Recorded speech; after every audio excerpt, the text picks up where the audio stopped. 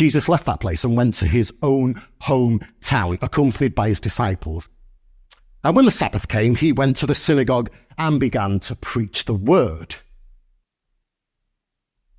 Many who heard him were amazed at his words, and they said to one another, "Where did this man get these things?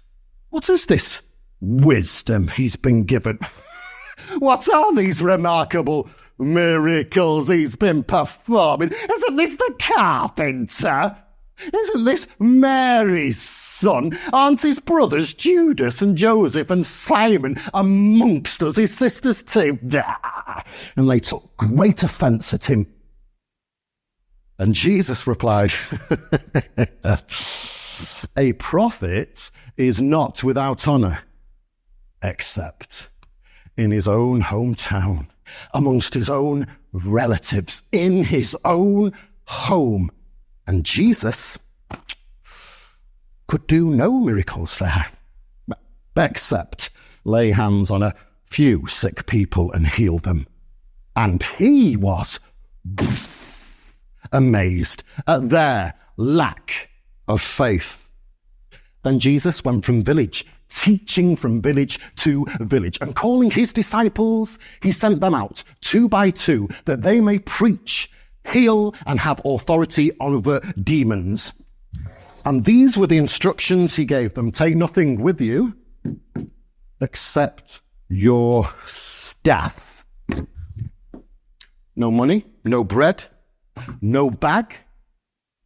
Wear your sandals, but take not an extra tunic. And when you enter a house in town, stay in that house until you leave town. And if nobody welcomes you or nobody listens to you, shake your dust off your feet as your testimony against them."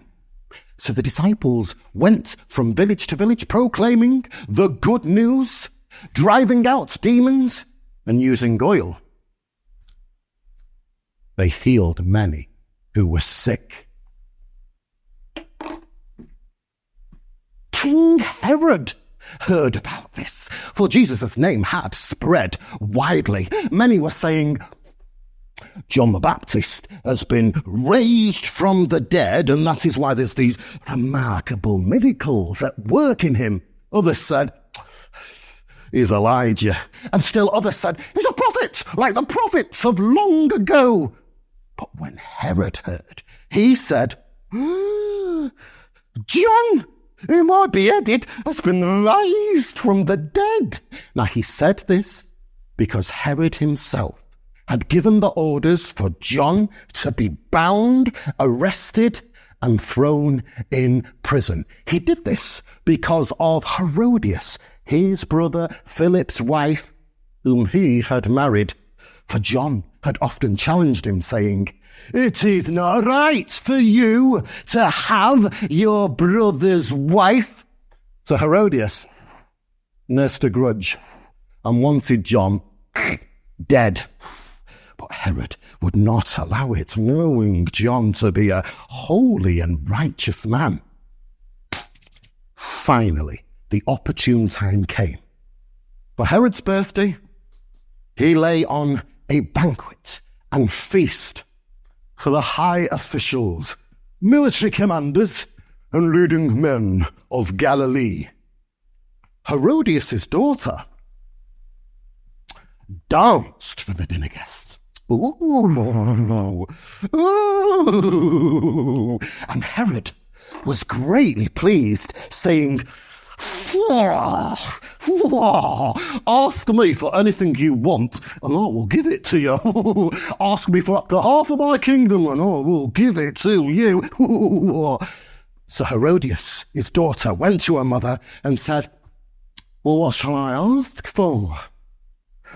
"The head of John the Baptist." So she presented her request to the king.